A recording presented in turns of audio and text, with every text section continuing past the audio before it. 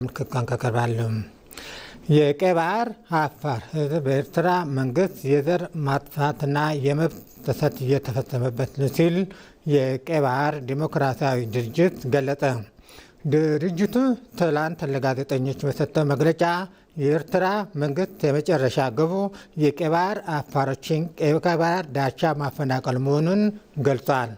የድርጅቱ ሊቀመንበር ኢብራሂም ሃሩን በመግለጫው እንደተናገሩት የኤርትራ መንግስት በአፋሮች ላይ ከሕግና ከፍርድ ውጭ ግድያዎች፣ ዘር ተኮር ጭፍጨፋ፣ ያለ ፍርድ ማሰር፣ ማሰቃየት፣ መሰወር፣ የግዳጅ ወታደራዊ ምልመራ፣ በግዳጅ ማፈላቀል እየተፈጸመ መሆኑን ጠቅሰዋል። በቋንቋችን እንዳንማር በመከልከል መስጊዶችን በመዝጋትና ቁርአን ትምህርትን በመከልከል ቀይ ባህር የአፋር ህዝብ ባህልና ማንነት በማጥፋት ላይ መሆኑን ተናግረዋል። ከቀይ ባህር አሳ ማጥመድ መከልከል ጨምሮ ኢኮኖሚያዊ የመብት በመጣስ የህልውና አደጋ ውስጥ አስገብቶናል ሲል የድርጅቱ ሊቀመንበር ኢብራሂም ሃሩ አስረድተዋል። በዚህ ምክንያት በርካታ የቀይ ባህር አፋሮች ከመኖሪያቸው ተፈናቅለው እየተሰደዱ መሆኑን ጠቅሰዋል።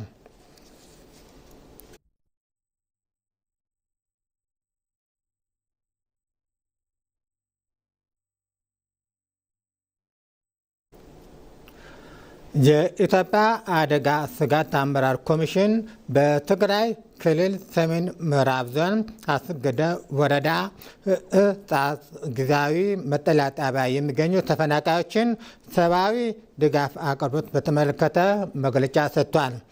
ኮሚሽኑ ለኢቢሲ በላከው መግለጫ መንግስት በጊዜያዊ መጠለያ ጣቢያ የሚገኙ ዜጎቻችን በቅድሚያ ትኩረት በማድረግ የምግብ ሰብአዊ ድጋፍ እያቀረበ ይገኛል።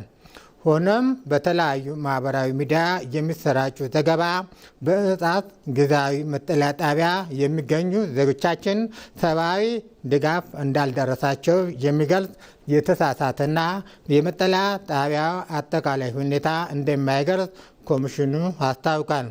ሰብአዊ ድጋፍን በሚመለከት በመደበኛነት ዓመቱን በሙሉ ድጋፍ ለሚያስፈልጋቸው የምግብ ስርጭት ሳይቆራረጥ እየተከናወነ መሆኑን ኮሚሽኑ ገልጿል።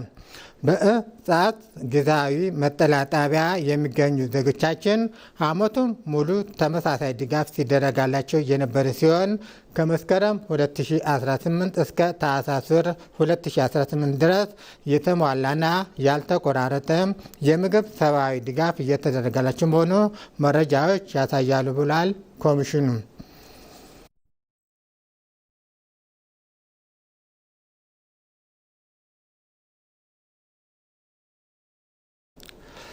የኢትዮጵያ አየር ኃይል 90 ዓመት የምስረታ ቀን አጠቃላይ እንቅስቃሴ የሚያሳይ ድረገጽ ይፋ ሆኗል።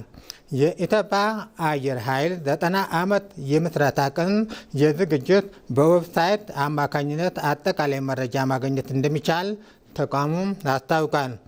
የምስረታ ቀን በዓሉ ላይ ህብረተሰቡ እንዲሳተፍም የኢትዮጵያ አየር ኃይል ባወጣው መግለጫ ገልጿል። የኢትዮጵያ አየር ኃይል 90 ዓመት የምስረታ ቀን በዓሉን አስመልክቶ ባወጣው መግለጫ ጀግና የኢትዮጵያ የአየር ኃይል 90 ዓመታትን ባስቆጠረው የምስረታ ታሪኩ በየዘመናቱ ሁሉ የሀገርን ሉዓላዊነት በመጠበቅ አኩሪ ታሪክ ያለው ስመ ገናና ተቋም መሆኑን ገልጿል።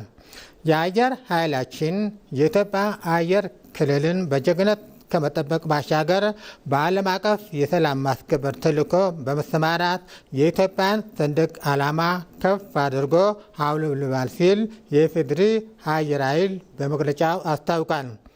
90 ዓመት የአየር ኃይል የምስረታ ቀን በዓል የኢትዮጵያ አየር ኃይል የነፃነትና የአንድነት ምልክት በሚል ዋና መሪ ቃል ከጥር 15 እስከ ጥር 19 ቀን 2018 ዓ.ም ድረስ በተለያዩ መርሃ ግብሮች በድምቀት እንደሚያከብር ገልጿል።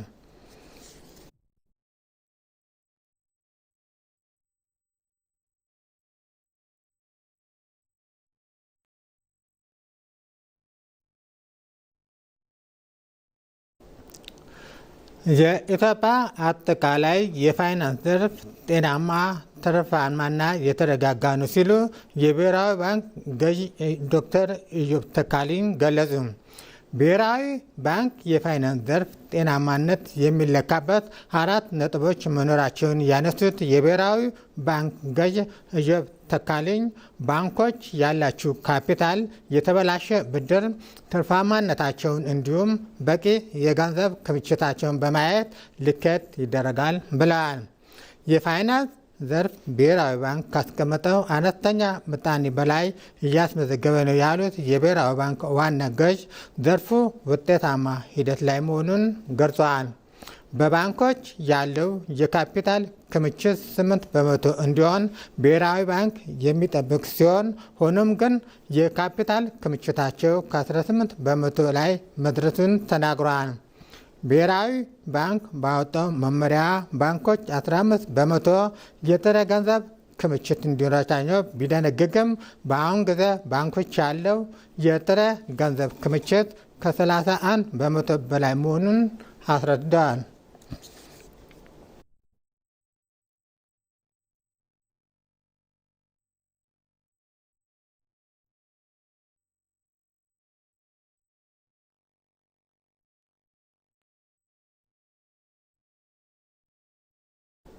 በመጨረሻም የውጭ ዜና።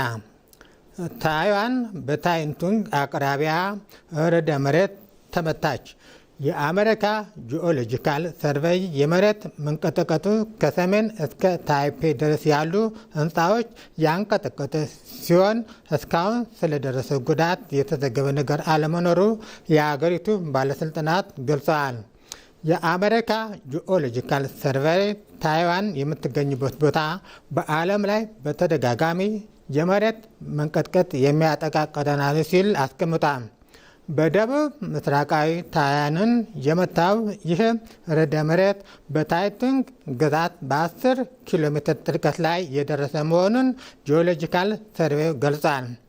ቀደም ሲል የታይዋን ማዕከላዊ የአየር ሁኔታ አስተዳደር የርዕደ መሬት መጠኑ 6.1 ገምቶ ነበር። እንደ አገሪቱ የእሳት አደጋ ኤጀንሲ መረጃ ከሆነ በደሴቲቱ የትራንስፖርት አውታሮች ላይ እስካሁን ምንም አይነት ጉዳት አልደረሰም ብሏል።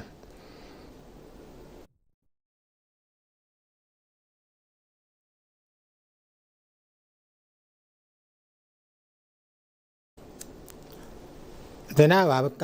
ከቀሪ ፕሮግራሞቻችን ጋር መልካም ቆይታ